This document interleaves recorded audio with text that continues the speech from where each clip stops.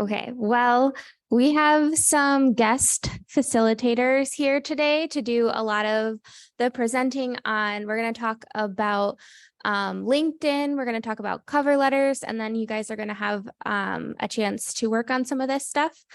But to get us started today, maybe if this will work.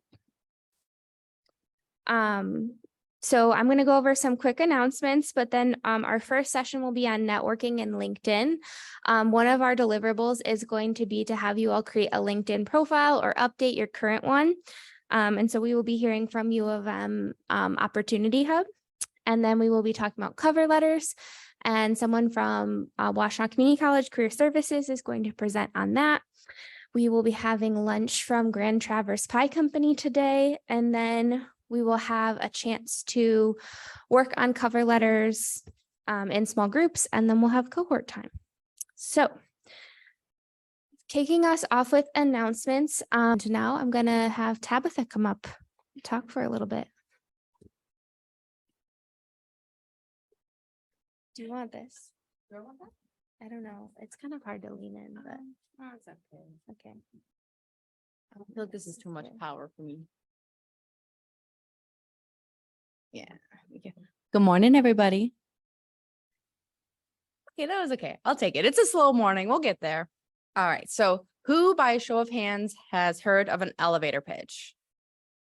Okay, so most of us. Okay. Now, of those hands, who would be willing to share what an elevator pitch is? Because I'm sure y'all are tired of hearing me talk already. Saran, yeah.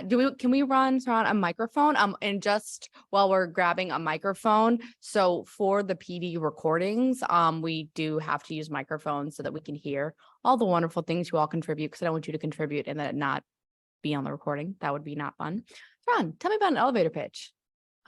So the point of an elevator pitch is pretty much a short descriptor of yourself, trying to like sell yourself. So like the scenario is like you're in an elevator with someone you want to network with, which like an elevator ride is like 30 seconds. So it's like giving yourself a short 30-second pitch to somebody. So yeah. That is 100% correct. Absolutely. So we live in a world of networking, and there's going to be a lot more qualified people talking about that to you all later. But exactly what Saran said, you've got 30 seconds to pitch yourself, to sell yourself to someone. And, we live in a networking world, but we live in a very fast-paced world. So that 30-second pitch is sometimes all you have. So it's a good idea just to have something in mind about yourself, your skill set, and what you want in terms of networking and professionalism. It's a good idea to have that kind of pre-thought about. So if you do find yourself like meeting someone that you really want to impress or connect with, that you have that prepared. Because I don't know about you all, but if I see someone that I want to work with or someone that I think highly of, I get a little nervous. So sometimes I will not say the most intelligent or articulate thing if I don't think about it beforehand. So having that baked in can really help you in unexpected situations. What questions can I answer about elevator pitches? Fabulous. Okay, so we're going to practice with each other, but beforehand, we will, of course, go through an example. Beautiful. Sharon already hit this for us. We don't need that slide. All right, beautiful. Okay, so before we give an example, let us first talk about some tips, because we're not just going to throw you in as much as I just said that. So describing your experiences in a logical order. So with that only brief 30 seconds, you want it to make sense. You want to clearly communicate who you are, what your skill set is, what you're looking for. So being as concise and logical in order will help you get that message across clearly. And then be confident in yourself. And I know this is something I've talked to a lot of you about, and other success coaches I've talked about. It can be really uncomfortable to brag about yourself, but you will advocate the hardest for yourself, harder than anyone else will. So even if you have to fake a little bit, you just got to bring yourself and think, but at least what I think to myself is, I am the answer to their problem. And that is the attitude that I bring to job interviews, to networking events, and it helps me kind of fake that confidence if I'm feeling a little nervous, unsure. So sometimes you got to fake it till you make it, because ultimately someone else will be confident and they may oversell themselves and get that job that you are actually the one qualified for. But I digress. And then practice, which we will have the wonderful opportunity to do today. And elevator pitches can vary. You don't want to sound like a robot reading off of a script. You want to be a person. So practicing it with your own language, bringing yourself into that elevator pitch, but having something kind of loosely planned out and practicing that in an authentic way. And then, so you can use this pitch literally in an elevator, haha. But you can also use this at networking events, cocktail hours. A lot of jobs will host things like that, lunches, luncheons. You can put it in an email. You can make something a little bit more professional in a cover letter. You can put it in an informational interview request, just to give people a little bit of idea of who you are, what you want, what you offer, because you all offer a lot. Okay, so here's my elevator pitch. So my name is Tabitha Reynolds, fun fact. I'll be graduating from the University of Michigan in December with a dual master's in social work and public health. So my studies and the work that I've done has focused primarily on resource equity, specifically with youth and young adults. I pride myself on leveraging my skills of communication, connection, and critical thinking while also bringing in my own lived experiences to empower communities. I'm super passionate about removing barriers and building a more joyful and equitable world. Thank you. Thank you. So this was obviously very polished. I have it written down, but I tried really hard not to just zone in and read off of this because you want it to be authentic. But having something written down, I'm very visual, so having this is really helpful. I'm going to remember this written down so much better than I would if I just thought it in my head. So be mindful of what helps you remember things, what helps you feel comfortable, and then craft that elevator pitch accordingly. All right. What questions can I answer about elevator pitches, crafting them, delivering them, any of that jazz? Beautiful. Okay, we're going to practice. Okay. So before we start talking and chatting with each other, as much as we love to do that, and I love to see you do that, we'll take a couple of quiet minutes, maybe one or two, just to think about what would your elevator pitch be? What would it say? What would you want to include? What do you want to communicate? So think about that for a couple seconds. You can take some notes, write it down. We get some pen and paper on your laptop, whatever you want. And then we'll talk about it with our table. We good to come back together? Okay. So I would love to hear about what people talked about at their tables. Morgan, can you throw the mic at this table? And can someone here, we don't have table numbers, I'm sorry. What did you all talk about with elevator pitches? I may have eavesdropped a couple of really great things that were said. I did kind of put you on the spot, Brett. I can't help you out if it would be helpful. Yeah, could you help me out? Yeah. So one thing that I really appreciated hearing from this table is someone said, I would just say that I graduated college. This is where I would start. Yeah. And Ethan, because I'm going to put everybody on the spot, Ethan said, well, okay, what's your major? And that's exactly the right way to think about this stuff. Like, okay, starting point. I graduated from college. Love that. But you know what? Not everyone's here graduated from college. So let's expand out. Everyone here is a part of SummerWorks. And then you think about, okay, you ask questions about that experience or about that achievement. Yeah. To shape that elevator pitch. Mm-hmm. Yeah. But anything else you want to share there, Brad, about how that process was like for you? I'm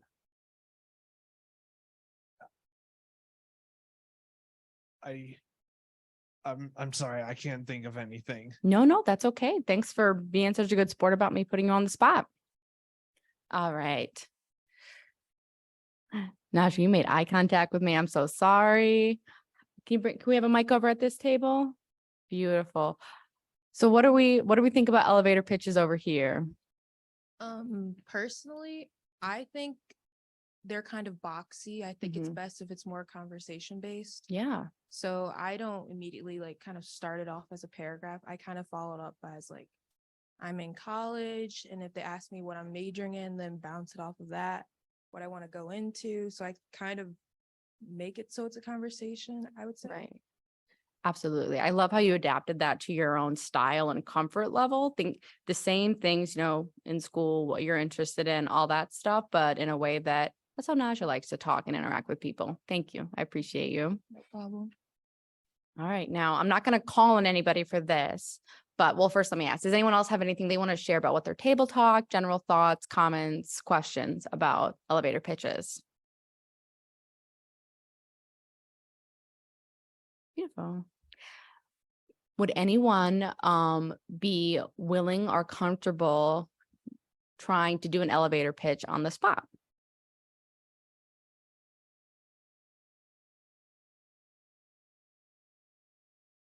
Yeah, absolutely. Oh, Maddie, I would love to hear your elevator pitch. Hello. I said, my name's Madison Guthrie, and I'm a student attending U of M in the fall. I'll be focusing my studies in finance and possibly economics or accounting. I'm exceptional at being detail-oriented, thinking critically, and setting and also following through with long-term goals. I'm also passionate about absorbing new information to apply to real life and to help others. Wonderful. Thank you so much for sharing that. That's incredible. Yeah.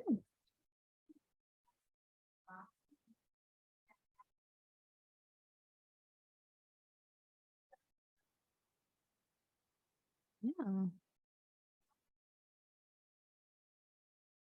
Yeah, absolutely. Thank you so much for sharing, Maddie and Naja. All right.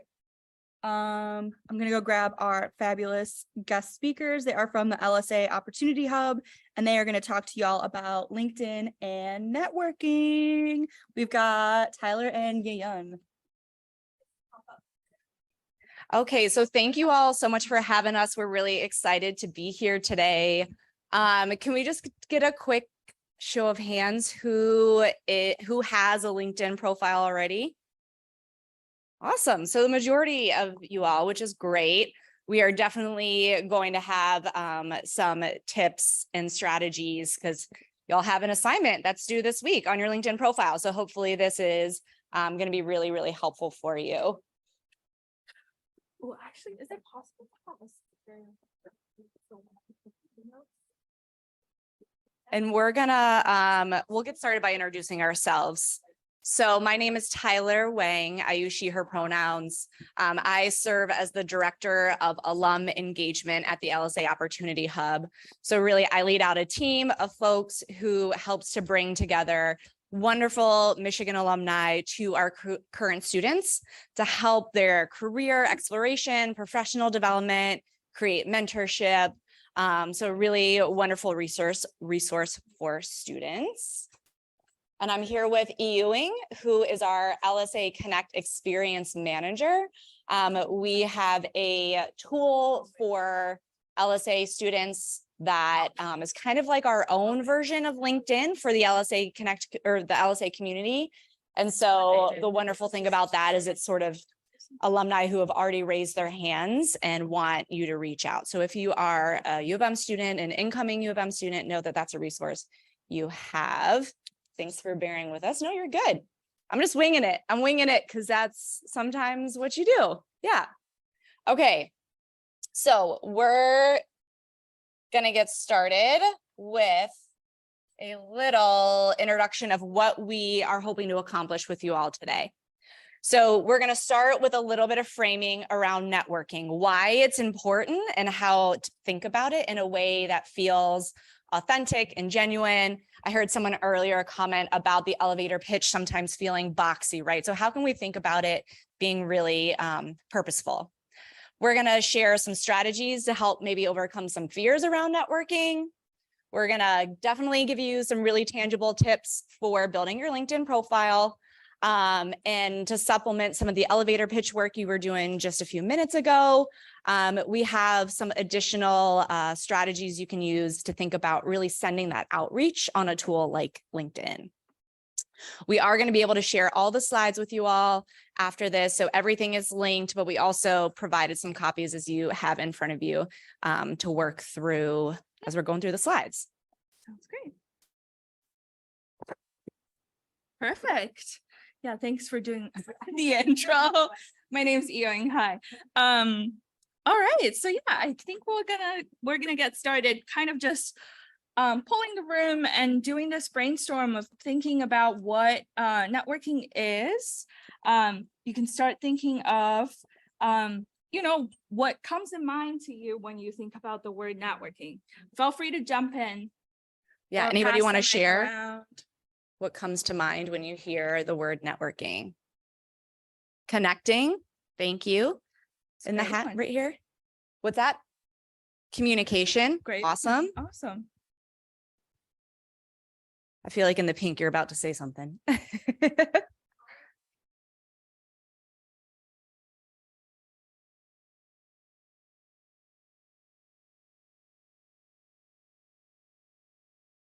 Yeah, so intersecting networks, bringing kind of people together that may fall in different parts of your community. Okay, yeah. Kind of like combining skills together. Combining skills together. Love that. Awesome. Any other?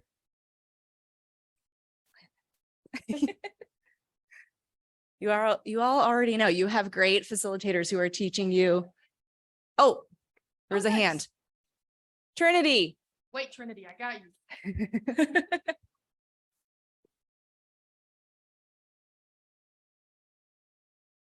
It's not really the first thing you should think of, but like future benefits. Future benefits of networking. Yeah. Awesome. That's great. You're thinking about how it can help you, how it can be a tool for you. So that's great. Were you going to add anything? Feel free to also shout out like any feelings you have or like what comes to mind. Like building a relationship with someone. Yeah. Building a relationship. Awesome. Perfect. Yeah. Oh, we got another one. Y'all are amazing. Matt's back. Making a lasting impact Lasting or like impact. impression. Impression. Nice. That's great. Great. Great words. Okay. Yeah, you all are right on the money. It is. For sure. Yeah. Yeah. Those with maybe some experience networking know that it can be maybe a little intimidating. Anybody ever think about like a used car salesman, that whole analogy, even though is that even really a thing these days? I don't know, probably not, but so yeah, we want to, I guess, speaking on the car theme, we want to propose a little bit of a reframe around the idea of networking with you all to really think about it as asking for directions. So if you were lost walking to this room today or not sure how to find the elevators to get to the 10th floor, you would stop and ask, right? You would find somebody, or you would maybe text a classmate. So if you think about networking as asking for directions, it can really help to strip away some of those barriers or some of those intimidating thoughts that come to mind. Yeah, for sure. And also, I think it's helpful sometimes to think of or distinguishing between relational networking over transactional networking. So a lot of times when we think about traditionally the word networking, we think of transactional networking, which is focused more on sort of what outcome you're trying to get out of networking or goals you're trying to get. And sometimes it can ignore the relationships that you are building along the way and focus on what the people can get you instead. So I think a lot of you already emphasized, right, the building the relationship part and making a lasting impression and connecting. And all of those are great because that's exactly highlighting relational networking that is more focused on building a professional relationship and a support network of peers and professionals in your field. Cool. Okay, so we're going to do a quick poll just to further get a feel of what's happening in the room. If y'all have your phone or a laptop or anything, we want to get your thoughts on networking. So we want to see on the following screen, we're going to share Yeah, so we're gonna have two questions. Yeah, the first one is gonna be what aspect of networking do you find most exciting? And the second one will be what kind of concerns or things scare you about networking? So we're gonna dig deep a little bit with this group here. And this is our first poll. Feel free to join via the link or text. Yeah, okay, so can we move the screen share? Yeah, we can move that little bar. I can come up and help if needed. Oh, there we go. Okay, yeah, so you can join at the website link, or you can text LSA Hub 786-237-607. And then when you get there, if you want to go ahead and select which of the things that are listed do you find most exciting about networking? And we'll see how the room is feeling. Oh, I think this is not gonna show because it's not from my. And if anyone needs any help I have it navigating the here. poll everywhere, please raise your hand.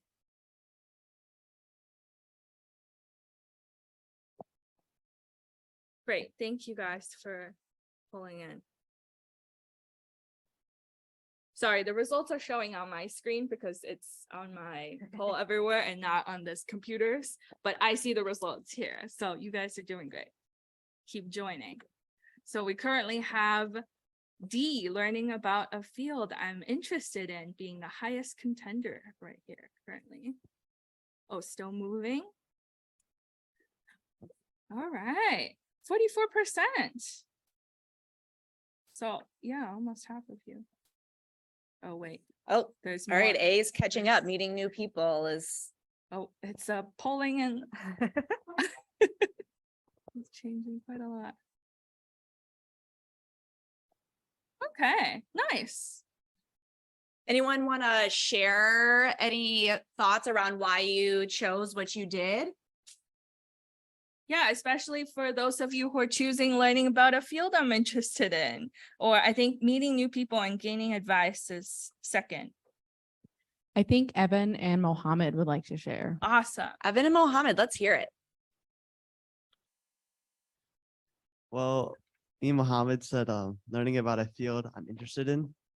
And I think that's really important to find like a field that you're interested in and getting more like knowledge about that. But also I like listening to someone's story. I've had many meetings with people in my internship that they just talked about how they got to where they are now and their pathway. So Thank you.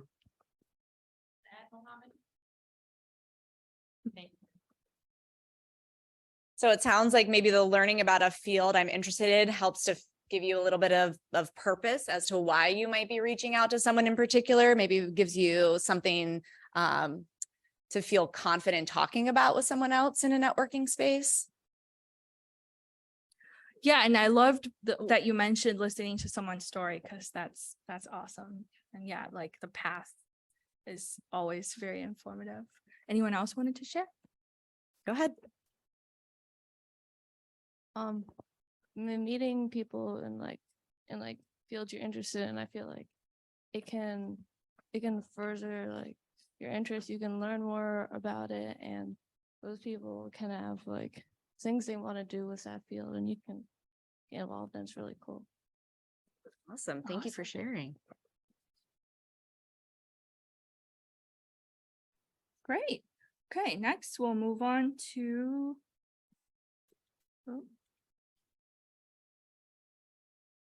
which concern related to networking do you most identify with? We've got not have anything to say, the awkward silence, not getting a response, feeling fake or inauthentic, making a bad first impression, or something else.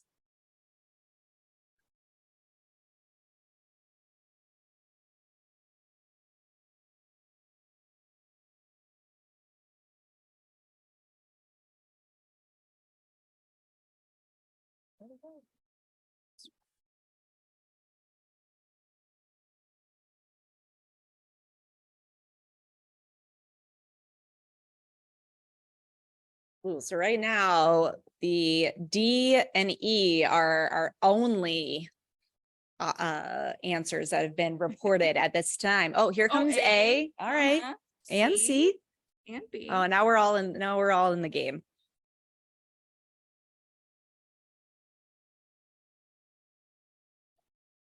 Interesting. So making a bad first impression is over 50%. So anybody want to share a little bit about why that is sticking out to you?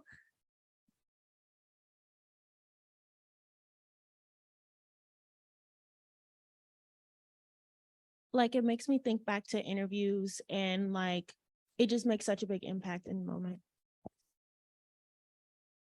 So it feels like there's a lot riding on it.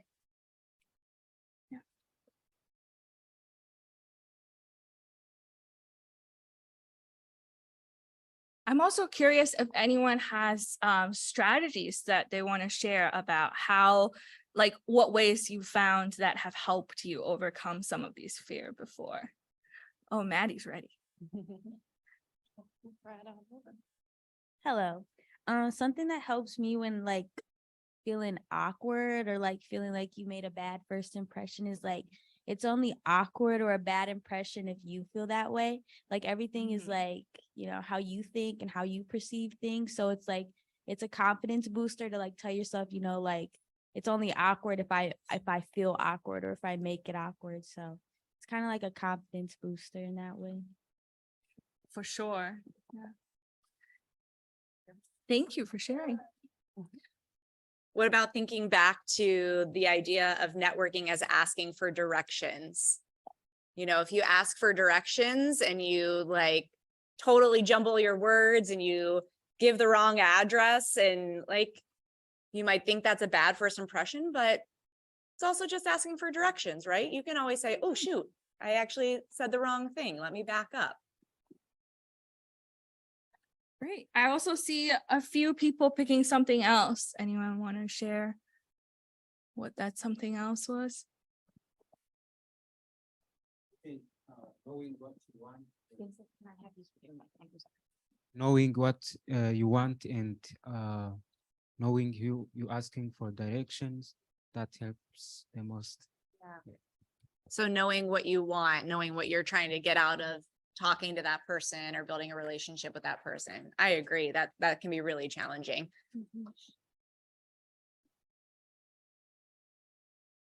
Any thoughts about how to overcome that? So you mentioned thinking about asking for directions. Any other ways to think about overcoming the idea of not really knowing what you want to be asking about?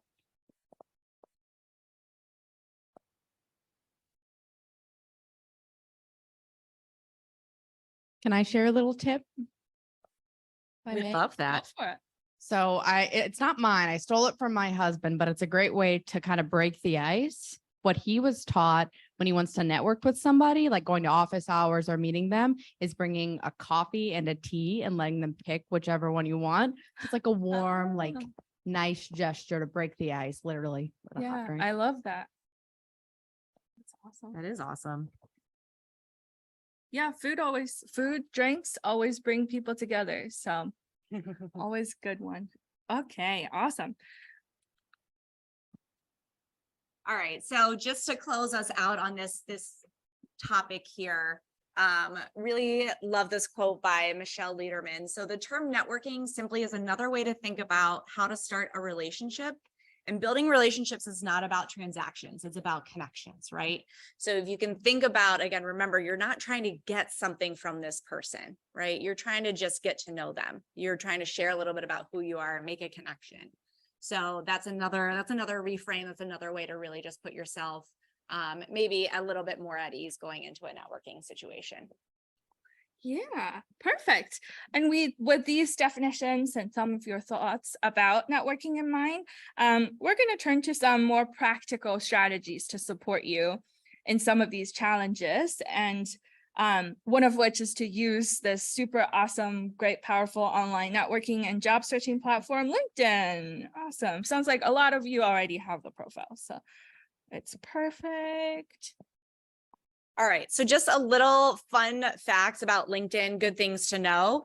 LinkedIn is one of the world's largest professional networking sites. So 930 million users. It's huge. For any Michigan folks, over 370,000 University of Michigan alums are on LinkedIn. That's a great connection point already if you're looking for that. 87% of recruiters, so people trying to hire for jobs, use LinkedIn to check for candidates or to find candidates. And 8 people are hired every minute from LinkedIn.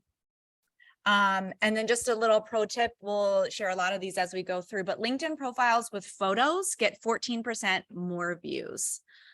They don't have to be a super formal headshot either. It could be just a great photo of yourself smiling outside. So remember that it doesn't have to be necessarily this business formal photo that you put forward on LinkedIn.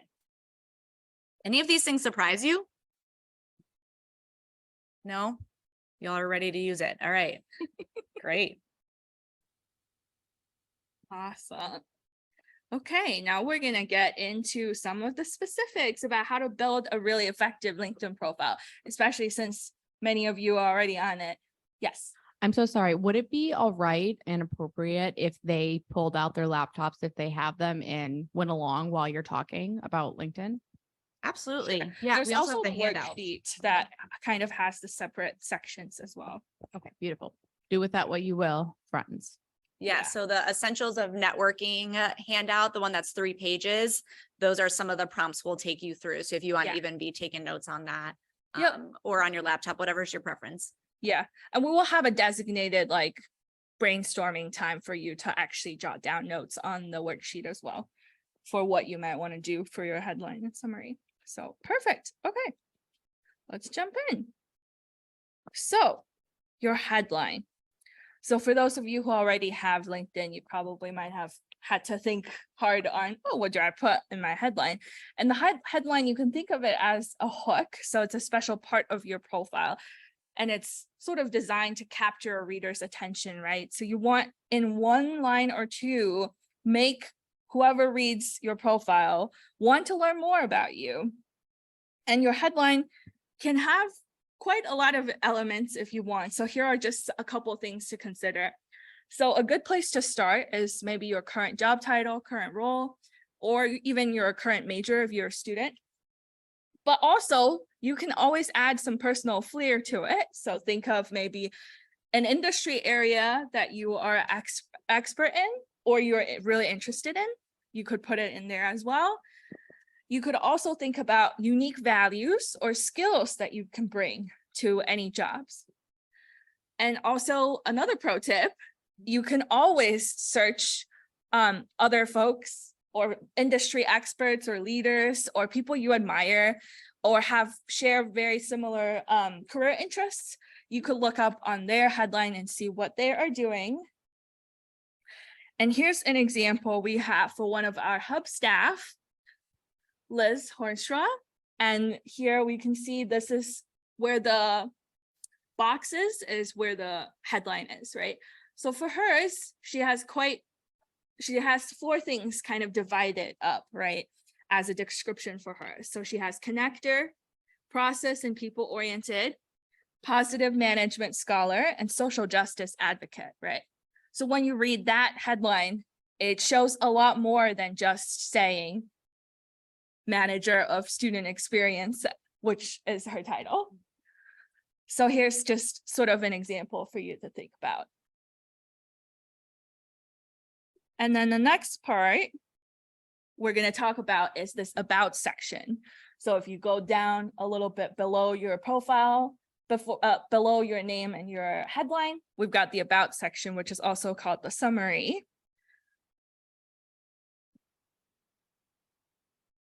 So this is a section where it kind of is a good moment to share your narrative. So you have a little bit more space. I think you have 2,000 words limit. So you could really write a lot.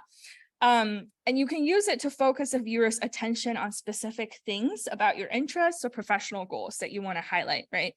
And whether you use it to put career choices in context, highlight your biggest achievements, or show off your personality. The summary is kind of your chance to put your best self out there. And a strong summary will give insight into who you are as a person and as a professional individual. it would describe what motivates you, what you're skilled at, and maybe what's next, right? And your career goals. And it also can show off a little bit of your personality. And another pro tip, again, you can search for industry leaders or people that you share career interests with and look at what their profiles say. So here we'll do that right now, in fact, and show you a couple examples. So we're going to start with actually mine. So mine is very short. Oh, uh-oh. So we're going to start with, oh, whoops. Yeah, we're going to start with a simple one. So mine just says, I'm a cognitive scientist, primatologist turned higher ed professional. In my work, I seek to empower liberal arts and sciences students by providing them with equitable access to social capital. I am driven to build strong relationships, learn new things, and creatively solve problems. So it's a quite quick descriptor of who I am and how my professional path has shaped me so far. You could consider putting your elevator pitch in your summary section. I was just For thinking sure. that's a great elevator, Ewing's great elevator pitch that she could Aw. use. you. So that's another way, work you're already doing, ways you're already kind of summarizing your experience or thinking about putting yourself out there. This can just be another place that you share that. Yeah, Maddie, I see we've got a hand up. Yeah.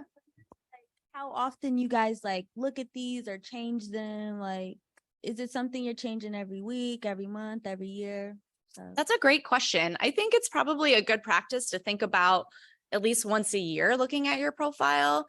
If you think about all of the things you've done in a year, you're probably a little bit of a different person than you were a time ago, right? So Yeah. maybe that's updating an experience that we're going to talk a little bit about, or maybe, yeah, maybe you've chosen direction you're heading. And so maybe you want to now build that out into your about or your summary. So I would say at a minimum, take a look once a year, but you could do it on a semester basis. You could do it once a quarter.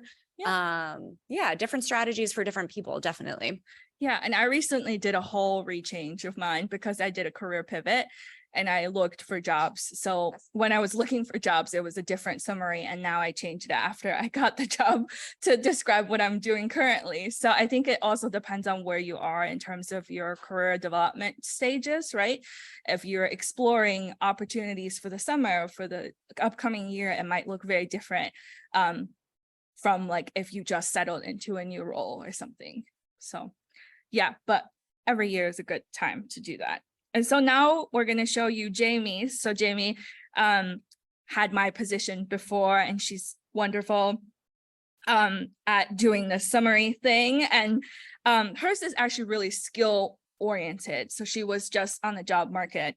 And this might be a motivator for how she framed hers.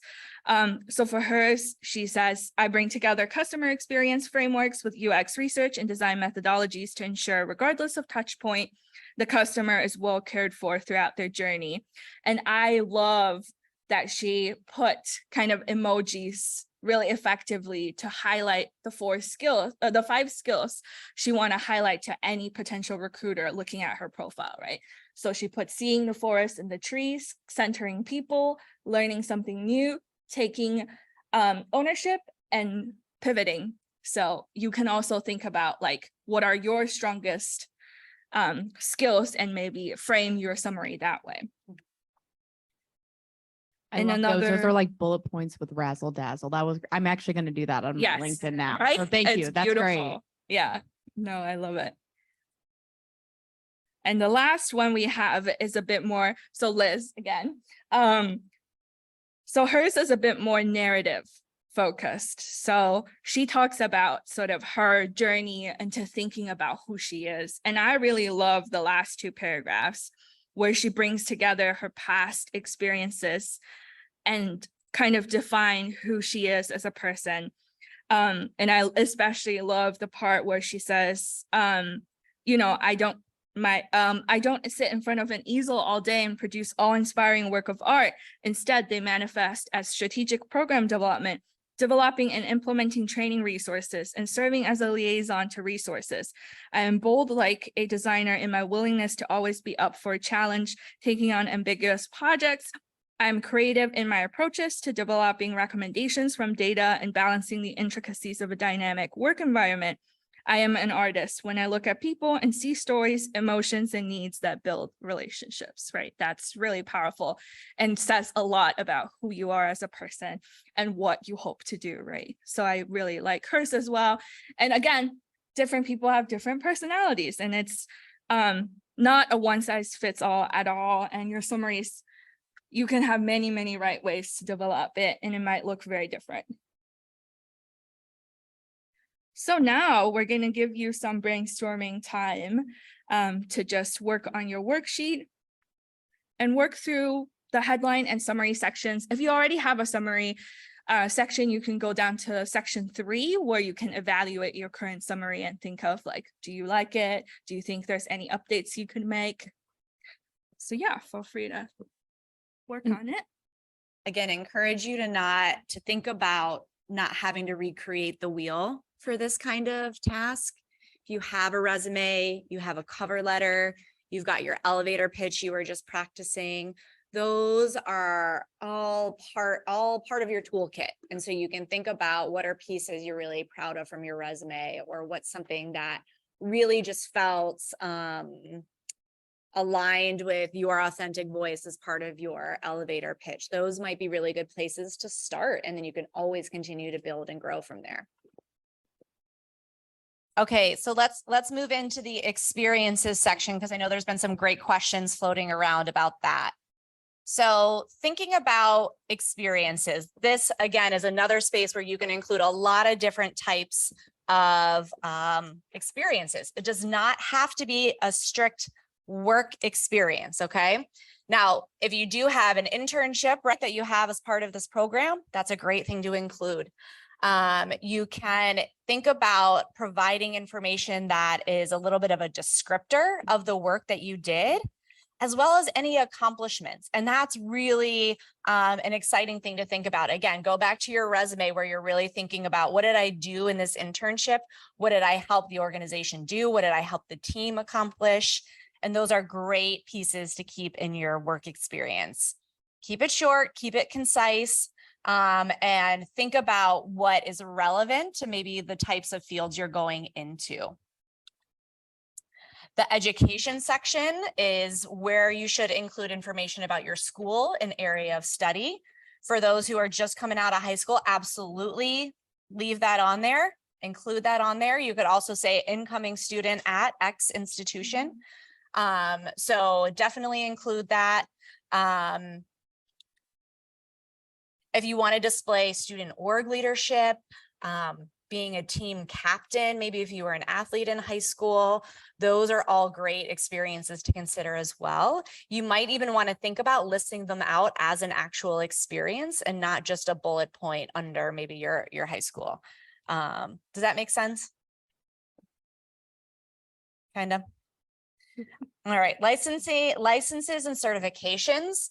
This is another great way to think about any skill sets that you have. It can show up in things like maybe you're certified in Python or different coding languages. Thank you, not my expertise. Yeah, maybe you've done that in high school, right? Put that on there. Heck yeah, that's a great piece of information that can be really helpful for you. This is also another thing you can look for at other people's profiles to see what types of skills they maybe have developed or certifications they've received as you go through that. LinkedIn actually currently offers quite a lot of certifications just through the platform, so you could always look into that. Great suggestion. All right, and then we have volunteer experience. Sorry, I think I went too fast. Volunteer experience, 41% of LinkedIn recruiters consider volunteer experience on par with work experience. So again, where are you giving your time? Where do you show up for your community and the spaces that you like to spend your time? Definitely consider adding those. If we go back to Liz's profile, she's got a bunch of volunteer experience listed there. So another great place to pay attention to other people's profiles to get some insights. And you might also consider adding any relevant materials or attachments that you can include in your profile. Ewing just added that as well. She provided some of the papers that she published. Maybe you were an editor at a magazine, or maybe you were developing a print portfolio, links to your own spaces. Maybe you deliver content on a YouTube channel that is a learning framework that could go on your LinkedIn profile. All of these pieces help tell the story of who you are and what skills and experiences you're bringing to the table. Okay, so we've talked about this a little bit, how to use LinkedIn. I hope y'all add everybody in this room as a connection in LinkedIn. These are all your people. These are all part of your network, and they can continue to be a part of what you explore and think about as you go on in your own professional development. You can also use LinkedIn as a tool to really explore companies and jobs that are available. You can search by alums of your organization, your institution. Use it as a research database, as well as a space to have your own professional presence. And again, just other connections. You can think about faculty and staff you might know. You can think about folks who you meet in a career fair. Again, Tabitha, Mel, all of the folks that you're working with here, me, Ewing, I hope you add us on LinkedIn. Like, there's no shame in adding people to your LinkedIn, For sure. your LinkedIn group. LinkedIn friends. Links, yes.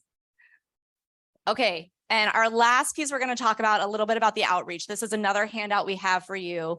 So you have a chance to really think about how you want to put together those words when you're reaching out to somebody. Put together the words. I need to work we'll on fly putting together the through words. because I think we might be short on time a little bit. But the outreach message, you can think of it as a professional note that you send to someone who you're interested in connecting with about your mutual interests. Okay, I think the sheets are getting passed around too, so that's perfect. That one has even more information, it has examples on it, how to write thank you notes afterwards. But when you think about formulating for an outreach message, you want to think about these 5 steps or 5 sections. So you will want to open with a greeting that uses whoever you're connecting with, their proper title. And if you're not sure, you can just use their first and last name. And you will want to introduce yourself, and you might want to give some affiliations. If you're a student at a certain university, you can do that. That always help with getting the connection there. And then after that, you might want to personalize the message, right? You want to share a common interest that you might share with this person, or a connection that you might have. The stronger you do that, the more you personalize that, the more likely you're going to get a response and you're going to create a connection, right? And you can, say that you are interested in the same field or same work or something like that. And then next, you're going to ask to set up a conversation, right? And you could do it via different platforms. You could do it via email, Zoom meeting, in-person meeting, anything like that. But you might want to provide some next steps with a time frame to ask for a conversation. And then you will want to sign off and keep it formal. And I think we do have some examples on the handout sheet that you could refer to. Where's Mel with the rest of those handouts? I need 2 more. I just want to acknowledge too, so I know, this, again, the whole idea of networking and how that can feel inauthentic, and then you're thinking about a formula for a message. Again, it's just a strategy. You're going to make it your own. You're going to bring your own voice and perspective and experiences to this message. So just remember, it doesn't have to fit exactly as these steps are outlined. That's just a guide. It's just a framework to consider putting your thoughts and your ask together. Yeah, definitely. For sure. And you might want to start reaching out with more people that you kind of have an immediate connection with, like a school, like an alum from your school or something, and then go off from there. But yeah, so today we've accomplished quite a lot in a short time together. We've introduced the why and how of networking. We've shared a little bit about our thoughts and feelings on networking and maybe strategies to overcome concerns. We've tapped into how to build your LinkedIn profile, and hopefully it's, again, a work in progress, right? And you might want to focus on one section at a time going forward and keep working on it. And I don't think any of our profiles are perfect, so there's always room for you to work on and keep improving. And we've also explored skills for reaching out to networking contacts and introducing yourself. And I hope the guide is useful as you go forward. Yeah. Okay, so I'm sure there may be follow-up questions. So when you're going to connect with me or Ewing or Mel or Tabitha later on LinkedIn, you could say, "Dear Ewing, thank you so much for coming and talking to our group today about networking in LinkedIn. I had a follow-up question for you about how I should consider putting my education. I had some follow-up questions about the experiences I want to include in my profile. Would you be willing to share your email so we could discuss further?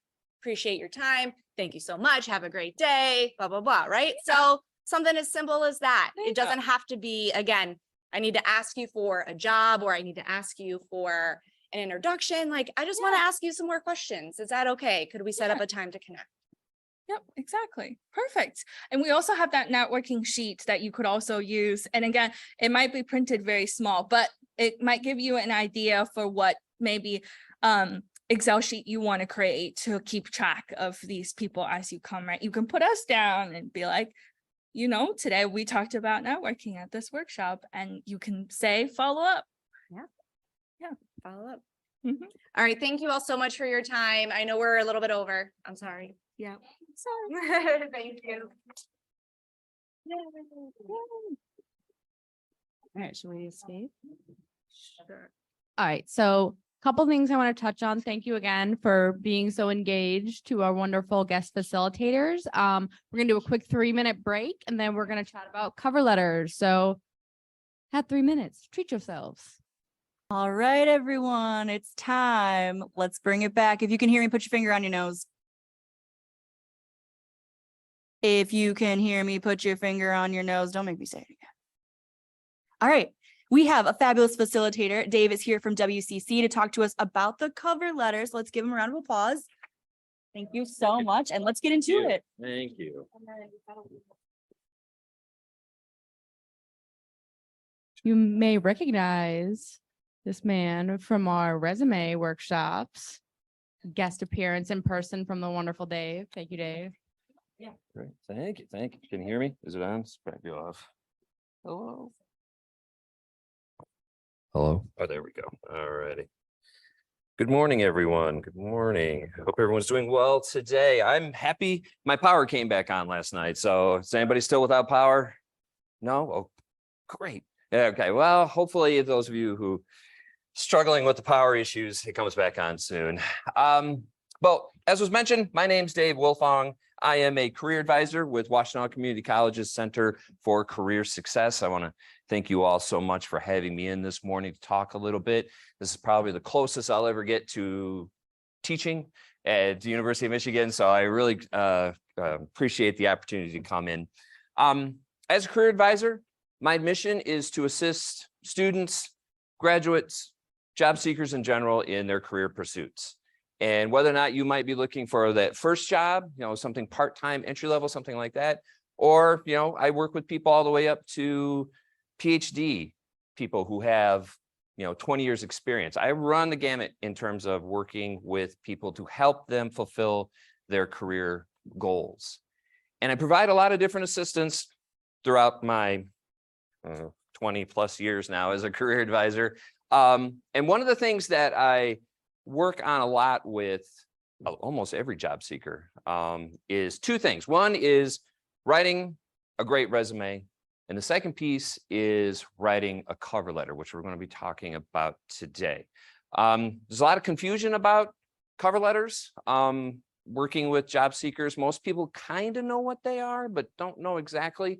Most job seekers I work with have a good idea of what a resume is, what goes on it, that type of information. Cover letters are a little bit of a mystery to a lot of job seekers I work with. So I appreciate the opportunity to kind of talk a little bit about this particular subject. Okay. If anybody has any questions as we're kind of working our way through our conversation this morning, please feel free to raise your hand. If we have time permitting at the end, we can do a Q&A as well, but feel free to raise your hand as we're talking today. Okay. So quick show of hands. How many people have put together a cover letter in their past for any type of job seeking? Okay, a few of you have. Okay, that's very common. How many people have put together a resume? More. Okay, so yeah, that's very, very typical when I ask that type of question at presentations like this. Most have put together a resume, most job seekers that I've worked with, but cover letters, again, as I mentioned, is kind of hit or miss. And one thing that we have found, especially over the last few years, is cover letters are changing. It used to be when you were applying for a job that you found, resumes were often a requirement, but cover letters were sometimes optional, okay? And most people don't do the optional option, but that's changing. What we found over the last, 5 or 6 years, a lot of jobs, in even part-time positions as well as full-time positions, are beginning to require not only a resume, but also a cover letter as part of the application process. It's a requirement. And so it's good to kind of start thinking about what a cover letter would look like for you when you're applying for a position, especially if it's required as part of the application process to go along with your resume, and you don't submit a cover letter, you're not going to get selected for an interview. Okay, that's a given. You're not following the directions. Oftentimes, if it's an online application, you can't even get processed if you don't submit the required documents. So whatever the instructions for the job posting say, if it says resumes and cover letter are required, you have to provide both. Okay. So cover letters are becoming kind of an essential tool in your career toolkit right now, just like your resumes. So what I want to talk to you a little bit about today is what a cover letter is, kind of in the broad sense, but kind of drill down a little bit about the different sections of a cover letter, what you want to include, how to write one, what not to include in some cases. There's a lot of confusion. Job seekers that I work with think cover letter is just your resume kind of dumped into a letter formatting, and that's not really true. There's differences between the two documents, and that's what I want to clear up for you today. Okay, so that's what we're going to kind of be going into in how to kind of write that cover letter that's going to get you noticed. So what a cover letter is essentially is another way of introducing yourself to an employer. And it's kind of, I'm going to go back and forth between resumes and combos a little bit on some things, because there are some crossover pieces of information that are on both documents. But this is a way of introducing yourself to an employer. It goes along with the resume. You would never submit a cover letter without a resume. That you should never do that either. They're kind of a combo. They're a duo. And so it's a way of introducing yourself to an employer. It allows you to also provide information to an employer that isn't appropriate for your resume. Okay. And I'm going to talk a little bit more about that here in a few slides. But a cover letter allows you to go into a little bit more detail on some piece of information about you and your professional experience that on a resume you wouldn't include. And I'll kind of clarify that here in a couple of slides. So again, this is a way of introducing yourself to an employer, showing how interested you are in that position that you're applying for. And it gives you an opportunity to provide a little bit more information that is not on your resume. Now, I'll talk about that in more detail here in a moment. So why are cover letters important in the eyes of the employer? So one, this kind of goes with what I just mentioned a few moments ago. It shows just how serious you are for that position. If you come across the job posting that you're interested in, and it says resume is required, but cover letter is optional, you should always, always, always provide a cover letter. Okay. Going above and beyond the minimum of the requirements of the application process looks really good for you in the eyes of the employer. So I'll kind of So like I have here, you should always send a cover letter, whether it's optional or not, okay? If it says for some weird reason on the job posting, do not send a cover letter, you don't send a cover letter, okay? Follow their instructions. That's probably not gonna happen too much, but if it says cover letters are optional, you always wanna send it no matter what. It shows you're willing to go kind of above and beyond the minimum. That shows you're very serious about getting this job, right? It shows how excellent your communication abilities are in at least your writing style. Okay, so resumes and cover letters have two very, very different writing styles. Resumes are basically cold hard facts. It's just data, it's just information about you, places that you worked, went to school, types of skills you have, that type of information. So it's kind of written in that type of format, just kind of factual. Cover letters, though, on the other hand, are more of a narrative. They're more like a letter, and they're a little warmer. I don't want to say that resumes are like unfriendly, but there's kind of a more of a narrative feel with your cover letter. For example, on a resume, you shouldn't write it in a first person perspective. You shouldn't use, I worked at blah, blah, blah, okay? On a resume, you shouldn't have it written like that. Cover letters, it's written in a first person perspective. So sometimes it's these little minor things about cover letter writing that are different from your resume. And it shows your kind of your writing style, your writing abilities, and communication, the ability to communicate with your team or your supervisors, whether it's verbally or written. One of the biggest skill sets that all employers look for right now is having good communication skills. And when an employer reads your cover letter, they'll pick up just how great a communicator you are just from reading through the document. So it gives you an opportunity to show a different type of communication style. And again, as I mentioned in the last slide, excuse me, you can include different types of information on your cover letter that you can't put on your resume. I shouldn't say can't, but really aren't appropriate. And that's really important because it allows you to share info that may be missed if you didn't submit a cover letter with your resume, okay? So there's lots of things that employers find very important about your cover letter. So that's why you should always submit one, whether it's optional, but always if it's required, of course. All right, kind of popped around there. So, whoa, something's missing in my slide. There's supposed to be something there, but that's okay. I'll remember it. And I know what this is. So, and you may have, heard about this before, but resumes and cover letters both should be written, especially for the position that you're applying for. You should never send one resume and the same cover letter to every single job out there. Okay, so you're going to customize your cover letter specifically, and your resume as well, for that job that you're interested in. Every job that you have an interest in is going to be a little different than the others. And so employers right now in today's job market want almost like a customization or tailor making to your resume and cover letter combo as you're applying for a job.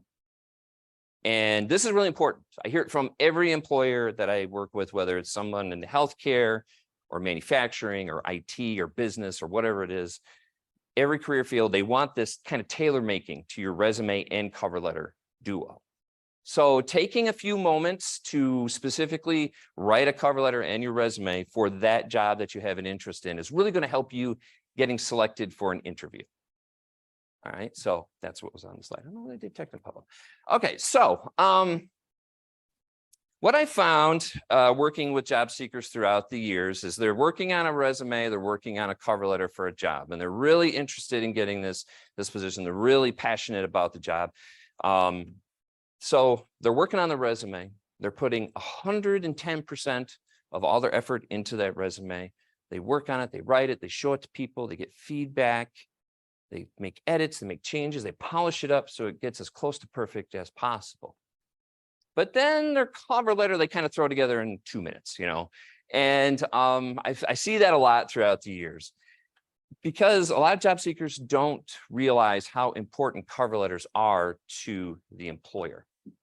They use cover letters, the employers, as another way of vetting or deciding if you're a qualified candidate. Both documents, cover letters and resumes, are equally important in the eyes of the employer. So what that means is as much time and effort and energy that you put into writing your resume, same type of effort and time should go into your cover letter. I shouldn't say a lot. The majority of employers that I work with, I'll ask them about their hiring processes. And they'll say, and I kind of get very specific about it.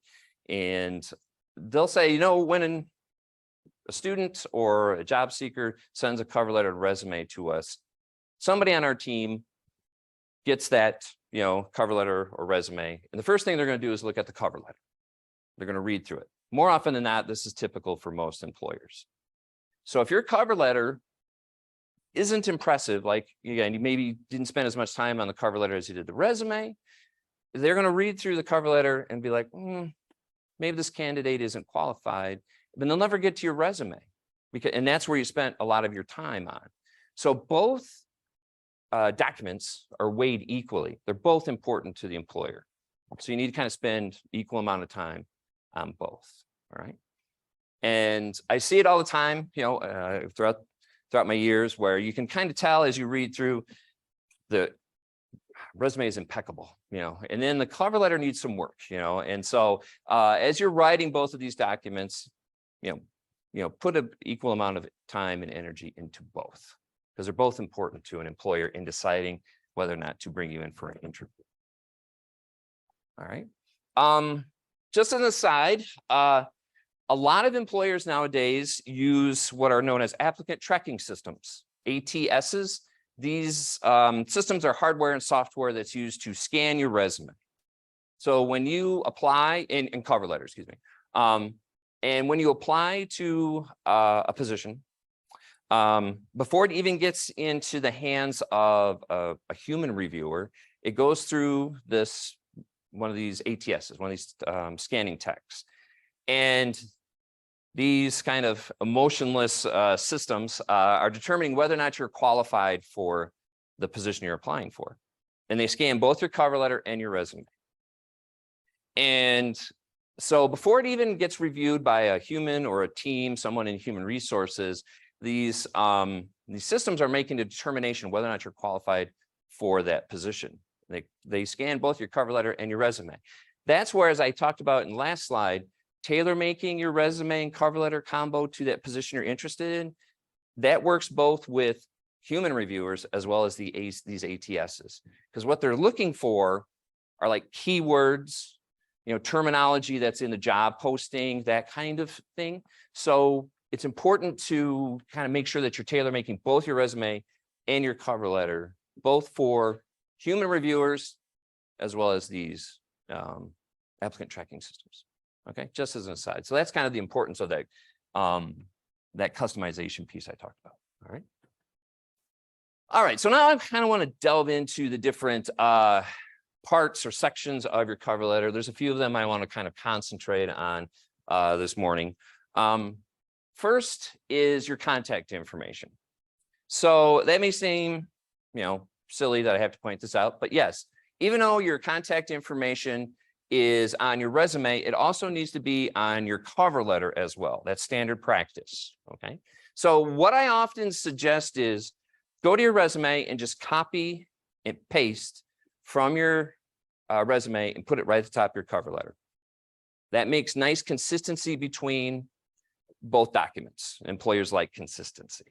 Okay. So you can just go to your resume, copy, paste it onto the top of your cover letter, and you're done with that part. So that's one contact information. Now, the other here is the contact information of the employer. So it does. Cool.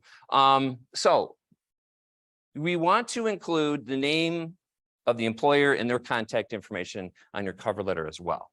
So it's not just your contact information. That'll be listed first. The second is going to be the name of the employer that you're submitting your resume and cover letter combo to. Okay. And then standard to include, if you have a name of a contact inside the company, that's always good to include. I'll talk a little bit about that here in a moment. Like if you know, like a manager or a recruiter, or maybe it's a small business and the owner of the company, it's like a next door neighbor. And if you can personalize that, if you had that contact name, you definitely want to include that. If you know their title, that can be included, but that's kind of optional. But definitely if you know someone inside the company or the business, it could be a friend, family member, someone that you met, an instructor, a teacher, someone like that. Include the name of the contact. That's important. It personalizes the cover letter. That's hard information to get.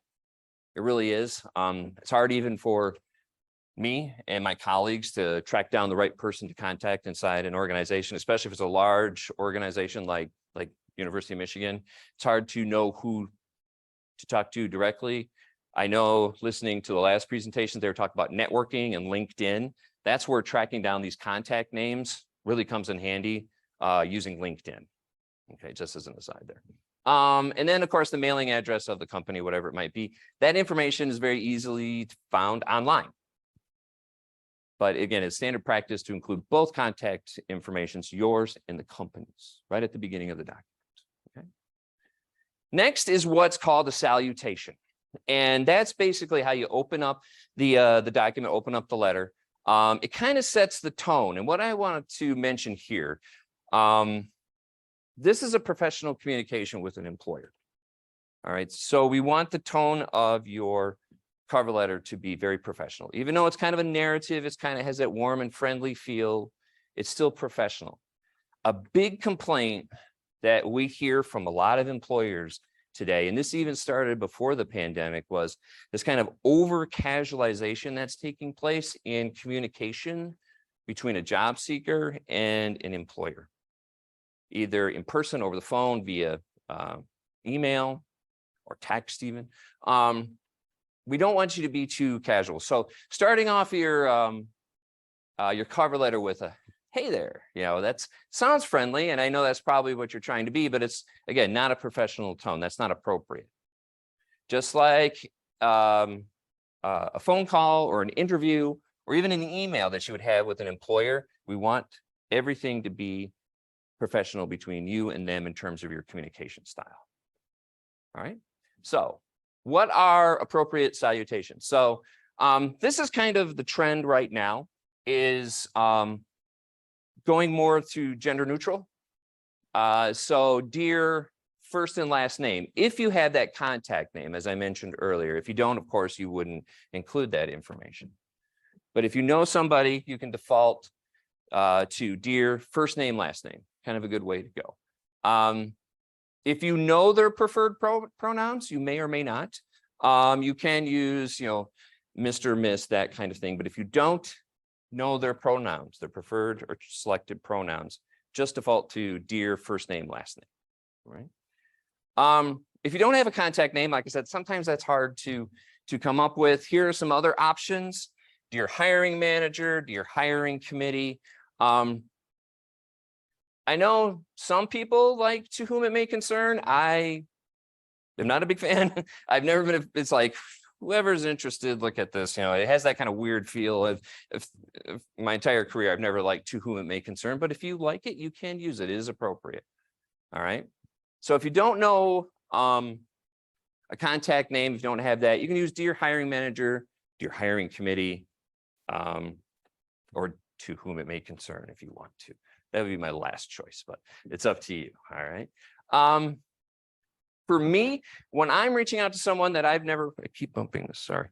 When I reach out to someone I've never, connected with, it's kind of a cold contact. If it's via email, for example, I start with greetings. And that might be a little too casual. So and you'll see that out there, as an option. I probably wouldn't use that. That may be a little too casual. But if you go with one of these others here, dear first and last name for a salutation, that'll work fine if you know the person's name. All right. Okay. All right. So after you got your contact information section, You got your salutation. Next is going to kind of be the introduction or the kind of the opening paragraph to the body of the letter. All right. This is fairly brief. Typically it's between 1 and 3 sentences. This is what's important. You want to include the title of the position that you're applying for. And you want to be very, very specific here. If you're applying to someplace like University of Michigan, they're hiring for hundreds of positions, right? Okay. And we want you to be very specific here because you want to make sure the employer knows what position you're interested in. So you want to use the title of the position that's on the job posting. You're applying for a welding assistant. You're applying for a line cook. You're applying for a bookkeeper, a registered nurse, whatever it might be. You want to use the official title as it is listed on the job posting. So they know what position you're interested in. And if it's like, let's see, office assistant level 3 is the title of the position that you're applying for, you'd want to put in this opening paragraph, office assistant level 3. So they know they can make that connection that, oh, this candidate is interested in this position. All right. You can include someone's name if they referred you to this position. You say, I'm working with Dave Wilfong over at Washtenaw Community College's Center for Career Success. He suggested I apply to this position. Something like that. It's good to kind of make that connection. The networking that you just had in the last session, that's important in today's job posting. So, or job market, excuse me. So you can make those connections happen. And the person that you're applying to say, oh, I know Dave, or they say, oh, I think I know that guy. But it makes a connection. Again, we're personalizing this. Again, this cover letter has a little bit of a warmer feel to it. And then you can talk a little bit about why you think, or why you're interested in the position. Okay, now here are some examples. These are in the slides. And so I won't read through them all. But one thing I wanted to point out with example 1, another option for you is some employers like it when you state where you found the position or where you located it. That's another piece of information you could add if you wish. It's an option for you. Some employers like to track where they're getting, views or clicks on their job postings. If it's you found it on LinkedIn, maybe, or Indeed, or maybe you found it on the company's human resources page. Employers like to see that. So that's another piece of information that you could include in this opening introductory paragraph, right? So again, name of the position that you're interested in, like here, an EQ nurse manager position. You want to be very specific using the actual title as is found on the job posting. Referral, name if you have one, where you found the position, and you can also talk a little bit about why you're interested in this particular role. Okay. All right. So after this opening introductory paragraph, again, it's like 2 or 3 sentences long. We're going to get into, I hate to call it the most important part of the whole document, but it kind of is. This is the kind of middle section or the actual body of the cover letter. And this is where we're showing, it doesn't have to be one paragraph, it could be multiple paragraphs, but why you think you're the perfect candidate for the role. Why you think you're the perfect match, you have exactly what they're looking for. And this is where they're going to also determine whether or not you're qualified for the position. So again, they look at this cover letter first. They haven't looked at your resume yet, typically. So this is where you're really marketing and promoting yourself to show just how qualified you are for the position. Now, you're going to pull some information from your resume. I'll talk about that in the next slide. So it's always good to have your resume kind of next to you or on the screen next, or if you have 2 screens or kind of split your screen. So you can pull information from your resume and put it on your cover letter in this particular middle section here.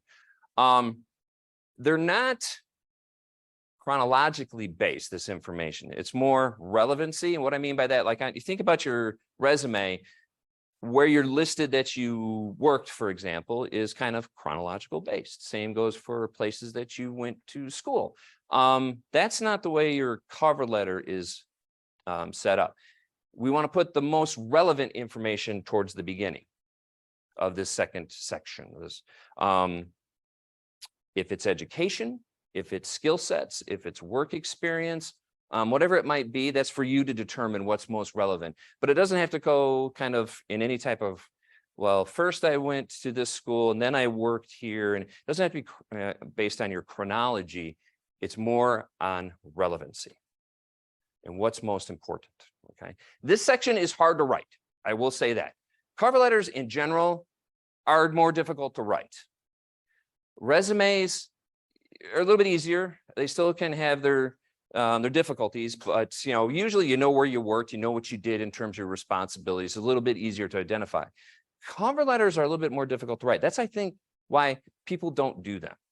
All right, job seekers don't do them if they're optional, because they do require a different writing style. It takes a little bit more time, but trust me, it'll pay off in big dividends if you have a good written cover letter to go with your resume. So again, they're based on chronology, not based on relevancy, not chronology. And then you could start with your most relevant skill set or work experience. It's up to you. You kind of want to think about that. What experience do I have, or what training or education do I have that the employer is going to be most interested in? And then maybe you start this section with that information, okay? So what information can be included? There's a long list here, but a lot of it you'll see is information that'll also be included in your resume. Now, you don't have to include all of these, but I definitely would suggest including anything that you think the employer is going to be interested in knowing about you. Okay, so it could be education, work experience that you've had that's related or relevant, any particular skill sets that you have that fit the job. You want to list those here. If you've done anything like an internship or co-op or volunteering or job shadowing, anything like that that you think an employer would find relevant, include that in this section. If you have anything like accomplishments or something that you're proud of, include that as well. Awards, honors, maybe you're on the honor roll all 4 years of high school, maybe you're all 4 years of college, you're on the dean's list or something, and you're very, very proud of that. You can put that in your cover letter. One thing I thought of last night that I didn't include on this list is you can talk about your value system here too. So let's say you're very, pro-ecology, you're very connected with conservation movements, and you're looking for a job as an accountant, just to pick a title, and you find a position for the company that has very strong green plans, green initiatives. You love what they're doing, and you want to work there because their value system kind of lines up with yours. That's something you can talk about on your cover letter. That's not appropriate for your resume, okay? I talked about those things you can put on your cover letter that you don't put on your resume. This is one of those things.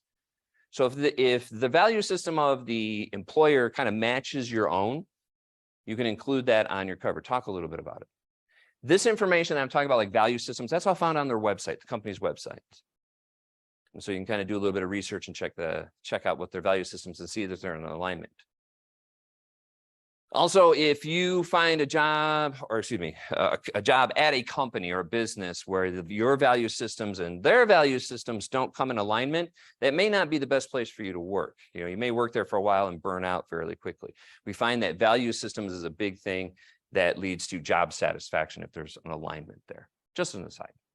Now, another thing that wouldn't be appropriate to include on your resume, but is okay to include on a cover letter, is why you want to work in this particular industry, or why do you want to work in this particular position? All right. So I work with a lot of healthcare students, a lot of nursing students. A lot of them want to work at Michigan Medicine, University of Michigan Health Systems. And a lot of healthcare students that I work with have this strong passion for helping individuals, helping them get past any barriers that they have in their life. Whether I work with a lot of social work students too, they had this passion for helping people, being self-actualized and having a life where there's not as many barriers as they might be facing now. So they have this passion in working in this particular field. That's something you could talk about in your cover letter that would be a no-no on a resume. Okay. I've worked with students who, they took care of an elderly parent for several years, and that gave them this kind of insight into the medical field. They're like, oh, I want to give back. I want to work as a nurse working with geriatric populations. And that's where their passion is coming from. That's okay to talk about on a cover letter. You could write that out, but on a resume, it would not be appropriate. Okay, so I talked about those certain pieces of information that you can share on your cover letter that you wouldn't put on a resume. And this is a couple of them. Okay, value systems and where your passion or your interest is for working in this particular field or position. All right. So again, most of these, from not this last bullet, but kind of going up, those are going to be on your resume, or they should be. And so it's good to have that resume right there, so you can kind of look at your resume and say, oh yeah, I want to include that on my cover letter. Okay, and so you kind of pull from your resume, just have it available so you can refer to it. All right. So just an example, I like to put in examples. Again, I won't read through it. You can, if you wish, one thing I want to point out is you can see with this one, you can use bullet points on a cover letter, just like you would on a resume. You can do that as well on your cover letter. So any type of listings you have, you can actually put it in a bullet point format. I was just reading an article last week, it was a week before that, about something called text fatigue. Another new buzzword that we're coming up with. But it's if employers, like on a resume specifically, this was focusing on resumes, if they see too much like block text, like paragraph text, what's found is the employers don't read it. And because they start reading it and it's like they get sleepy or something and they just like, oh, they lose interest. But that's where bullet points come in handy on a resume, especially. It's this new thing called text fatigue. So something else to keep in mind. All right. So again, just an example here to show how to set up this middle paragraph or middle section. And you can use bullet points if you wish as well. Okay. So the closing paragraph, kind of coming to an end with the document. In this final paragraph here, this final section, this is where you want to, again, summarize why you think you're great. Okay, why you think you're the perfect fit for the position and for the organization or the business. So you're kind of summarizing it there. You can, and it's common practice on your cover letter to restate your contact information in this final paragraph here, even though it's at the top. And it's on the top of your resume too. We restate it in this final paragraph.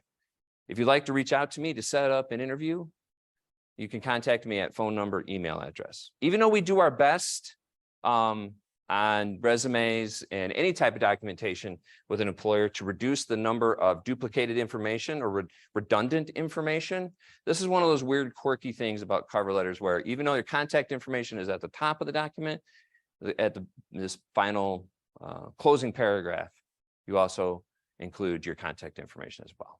Phone number and email. Right? It's always nice to have what we call a closing line. Thank you for your time and consideration. It's always nice to include that, thanking them for reviewing your resume and cover letter.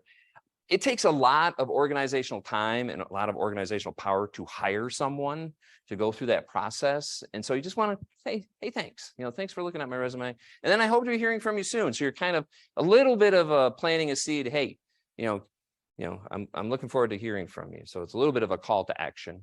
But yeah, so those are two good closing lines that you can have in your final paragraph here. And then signature line. So I want to talk a little bit about this. So three good kind of closers for your, I guess I say appropriate closers for your signature line: respectfully, sincerely, or cordially. Those are all fine. You can use whatever you wish. I use cordially on all my documentations. I like to think I'm kind of cordial. But so you want to have that Then you want to skip a couple lines and have first and last name. Cordially, Dave Wilfong. Okay. So if you are submitting a cover letter electronically, you don't need to have what's called a wet signature, of course, something written in ink. But if you're giving a resume and cover letter combo to someone in person, like at a networking event or a career fair or something like that, you want to make sure you have that wet signature written in black or blue ink between cordially and your first and last name. That's why you give a couple of spaces there. If you want to like electronically, scan in your signature or something like that, you can do that, like for a PDF, a cover letter. That's okay, but it's not required. But you want to have that wet signature if it's a hard copy you're giving to someone. Again, one of those weird, quirky things about cover letters. All right. So again, respectfully, sincerely, cordially, and then a couple spaces, and then first and last name. All right. So, and again, here's some examples to kind of take a look at. The contact information being, I don't know why, I guess I never researched it, why we have to put it multiple times on here, but it's just one of those weird, quirky things. A lot of quirky things about resumes and cover letters, a lot of things that are like, been around forever, so we just continue to do them. So, and that's one of them, I think. So again, that's what employers like, so that's how we want to give it to them. So a couple other variations I want to touch on briefly to a cover letter. One is what's called a prospecting letter, or a letter of interest. And what that is, I talked a couple of slides ago about how this cover letter and resume, you're submitting it for a specific position that you found on Indeed or LinkedIn, something like that. But what if you don't know if the company is hiring, but you really, really want to work for them? Okay, so you don't really know, what position or that kind of thing, but you just have this really strong interest in working within that organization. You can do what's called a letter of interest or a prospecting letter, which is a little different. It won't have like the specific title of the position that you're interested in. It's going to be a little bit more general, but you're really showcasing just how interested you are in being part of that organization. So it's more about you're targeting the business or the company and less of a position. Okay. So it's called a letter of interest or a prospecting letter. So if you don't know if the company is hiring for a particular position, you just want to be part of that organization, you would use something like this. Okay. And then something that I see quite often, this might be, maybe it's nothing you're facing right now, but maybe for the future. If you ever have an extended gap in your work history, by that we mean, and it changes all the time what a gap is, quote unquote. Usually right now, and of course, COVID kind of changed everything in our lives. Usually right now, if you have a gap of more than 6 months, that's in the eye between employment. That's in the eyes of the employer as a gap. Sometimes I hear employers say as much as 12 months because COVID has kind of fractured everything. But if you have a long absence from work, I work with a lot of returning parents who've raised a family, for example, and they've been out of the workforce for 15 years. And especially at a community college, they kind of see that as an entryway back into the job market. But they had this huge gap, 15 years, they've raised a family. How do they address that? Well, on a cover letter is where you can address that type of information. Okay, I just always like to throw that out there. What I often will see is people who are like stay-at-home parents or something like that, they'll put it on their resume, say, they'll kind of make some changes like domestic engineer, or something like that. But basically, stay-at-home parenting, and being a parent myself, it's the hardest job you'll ever have with the least amount of pay. But it's hard, and so how do you kind of talk about that on your resume? Well, you can't. Employers don't see stay-at-home parenting as a job, for example. So that's where you can't put it on your resume. You put it on a cover letter, talk about that too. So again, this may be a little bit more for the future, but keep in mind, if you have an extended amount of time that you've been out of work, could be taking care of a family member who was ill, you know, there's a variety of different things that have kept you out of the workforce. Not appropriate to kind of talk about on a resume. Cover letters where you address that. All right. Just a couple different variations, kind of that prospecting letter and then returning to work after an extended absence. You know, maybe you were in a car accident, you broke both of your legs, and now you're on the mend and you're perfect, you're ready to go, but you got to get back in, and you kind of address that kind of extended absence on the cover letter, not the resume. Right. All right. So a couple of things I wanted to point out as we kind of wrap up here. One, and this is something that I always kind of leave to the end, but I like to bring up, is your cover letter can only be 1 page long. And if you think about it, everything I talked about before, that's a lot of information to get on one single page of a document. And that's where sometimes writing cover letters are hard. But they can only be 1 page long. Where your resume can be 1 or 2 pages, cover letters, again, one of these old school kind of things, can only be 1 page long maximum. That's all employers want. So what that means for you as you're kind of writing it, it's going to require a little bit of, you know, different edits to try to get everything across to the employer that you want to share with them in 1 single page. Okay, so that's one of those, again, quirky things about a cover letter. This is another big one here. Always include the date at the top or towards the beginning of your cover letter, the date that you're sending the cover letter and resume to the employer. And make sure it's up to date. If you had maybe an old cover letter that you just kind of reused and re-edited, but it's from like 3 or 4 years ago, and then it's got, you know, January 18th, 2019 at the top, and you send that to an employer and it's, you know, 2023, and they see that right at the top, they're like, attention to detail isn't the strongest skill set in this candidate. And that might sound like petty, and it kind of is, I know, but sometimes that's how employers are. So always have an up-to-date date on your cover letter. Yes.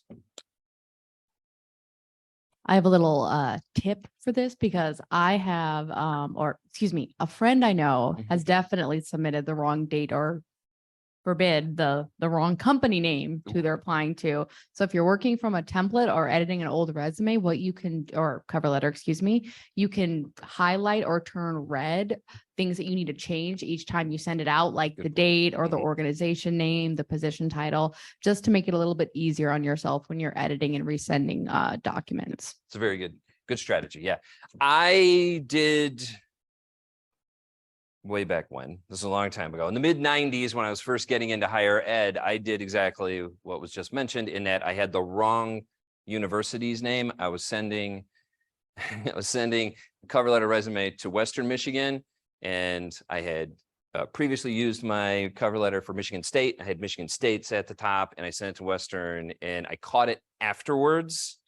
And it's just like, you get those chills, like, oh, and I'm like, I'm not gonna, and I never heard from Western, but it's just kind of those little things you have to be aware of, because an employer especially the wrong employer name, that's going to get you rejected fairly quickly. So yeah, kind of keep that in mind. Update everything, dates, employer names, contact information. I always suggest having, again, consistency between the documents. If you even want to get down as specific as using the same font style on your resume and cover letter, that looks really nice and professional. And here's a few options that we know a lot of employers and human resources individuals like, because they look nice and professional, they're easy to read. So you could use these on your resume as well as your cover letter in creating consistency, again, between the 2 documents. All right, so Arial, Verdana, Helvetica, and Century Gothic, just a few. I mean, there's hundreds of font styles now, and these are just a handful. Feel free to choose one of your own liking, but make sure it looks professional and it's readable. Don't use Comic Sans or something like that, And then, yeah, and what sounds funny, I mean, it's not, but believe it or not, I've been doing this so long, I've seen so many different things, and I know the job seekers are trying to stand out. They're trying to be different than the other 25 candidates. But sometimes you can be different to the point where it's hurting you. Literally, this was probably like 15 years ago. I had a resume cover letter that a student had sent me to review. And they set it up in a traffic light kind of thing. That's the only thing I could figure out. So the first third of both resume cover letter documents was in red font, middle was yellow, third was in green. Boom, boom, boom. And that was it wasn't an accident. That was a mistake. That's how they were going to send it to an employer. And so I talked to the student, I brought them in and said, well, it just doesn't look professional. First, the yellow you can't read, it's very difficult. So they were trying to just stand out. But sometimes you can stand out and it doesn't work in your favor. Okay. So in that case, kind of leads to the last point here. Always, always, always have someone review your resume and cover letter before you send it to an employer. I used my example a few moments ago of sending to the wrong university and having the wrong information at the top. If I'd shown that to a friend, family member, an instructor, a career advisor, someone like that, where they could review it, they can look for those mistakes, both on the cover letter and the resume. Not just mistakes, but also give you feedback. You can ask, especially if it's someone who knows you very well, like a friend or family member. You could say, does this really reflect me? Am I missing anything? Is there anything you would suggest I should include, both on the cover letter as well as a resume? And do that before you send it out, because once it's out of your hands, it's really hard to get that cover letter. You have to resubmit, and sometimes that doesn't look good, And so we want to take a couple of breaths before we send it out to an employer. Have someone, if not multiple people, give you feedback on the cover letter, resume. Take that feedback very seriously and make any appropriate changes before you send it off to the employer. Okay, might save you some headaches. Okay. That must be it. That's the end. So any questions at this time? We got a few moments. Any questions about cover letters, resumes, anything at all? Because I help with everything. So any questions I can answer at this time? I have a few moments. No? Oh, in the back. Yes. Oh, yeah. No, okay, sorry. Is it easier?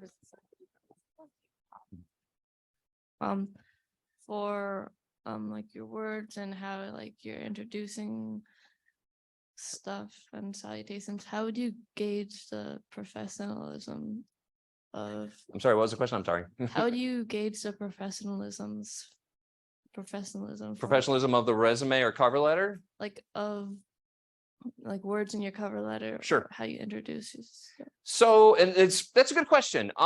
That's where one thing I always suggest, so let's say you find a job posting that you're interested in, and read through those job postings very specifically, because you almost want to reflect the language of the job posting on your cover letter and resume. And that way you can kind of at least start with a basis of what your professionalism level should be. And then, show it to people, give it to your friends, family member, like teachers, instructors, anyone like that, and ask them as well. Does this sound professional or is it too casual? Take it kind of those extra steps. That will really helpful, especially in that review part I have there, to get that feedback and see if it's professional or not. And not just resumes. I mean, if you even concerned about like emails or, like cover letters as well, anything like that, have someone take a look at it, get that feedback. And you can just ask them, does this sound professional? And they might say, yeah, or they might say, let's kind of work on that a little bit. And so take those extra steps to get that feedback. All right. Yes. So Z was also specifically asking about the greetings, which you kind of touched on too, but just to nail it home. So matching the energy of their professionalism is great. It's always it's like dressing. It's always better to be a little too professional than to be under professional. So to whom it may concern is a great gender neutral, very professional, dear, good morning, that kind of thing. Right. So. No, like I said, no highs or hey there's or that kind of thing. And I've used those specifically because we see them a lot, and employers will point those out to us as, we want to avoid that more casual kind of thing. But like good morning, greetings, like to whom it may concern, dear, first name, last name, something of that nature is totally fine in terms of professional. It's better, as was mentioned, to default to be over professional than too casual. Okay, it'll work out better for you. Yes. I'm gonna get all my steps into there. Yeah. already. Oh, Did I no. miss? Oh, were there two people? oh. I know oh, she wait, did. well, Oh, sorry. I just ran right by you. Hey, sorry. I know you had a lot of things to say that you don't put into a resume, but Mhm. is there information that you wouldn't put specifically for your cover letter? Not put in a cover letter? Yeah. Yes. One thing we try to avoid both on resume and cover letters is what we call demographics information. So like age for one. You would never want to put I'm a 51-year-old, that's me, 51-year-old. Age discrimination is a huge problem, both younger and older. And in today's job market. So things like that, like demographics information, is something we try to avoid. Those things have nothing to do with your ability to do the job. Okay. So if I had like, I'm a 51-year-old, higher education professional, and somebody saw 51, they might say, he's too old. I want someone younger. That happens, and it's something we want to avoid. I pick age discrimination because it is a big thing right now, both younger as well as older. So demographics information is something we want to avoid. And that could be age, race, ethnicity, gender identification, marital status, those kinds of pieces of information. They have nothing to do with your ability to do the job and should not be factored in a decision-making process at any time. I work with a lot of it's kind of always surprising. I work with a lot of international students, and in other places of the world, really outside of North America, it is fairly common for employers to require things like age on your resume, and so I work with international students and I see that a lot. And so we'll just have to have that conversation. But in North America, no, that information is not included on your resume or cover letter. So that's one thing to avoid is demographics information. Very good questions.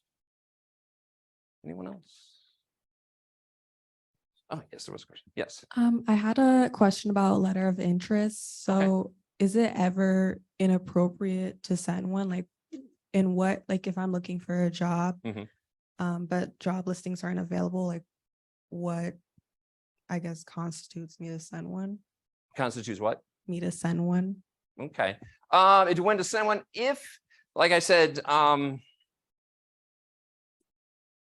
me give an example. Trying to think of one. Dave, I have an example. Oh, of sure. you. Go ahead. I was trying to think of a good company because I say Michigan, but I've been using them a lot. But anyways, go ahead. Yeah. So my good friend and mentor to the program actually was applying for law internships her second year of law school, and she got one. It wasn't her first choice, but a job's a job. Am I right? But there was a big company in Detroit that she was really interested in working for. So she sent them an email that it was technically a letter of interest, but she sent an email out to them, letting them know her background. She was interested in what they did, why she was interested, and they hired her in at a really, really nice job as soon as she graduated after sending that. Yeah. So that is one situation where you may send a letter of interest, not necessarily looking for a job, but you're interested in the company. Yes. That's kind of, the default is you just want to be part of that organization.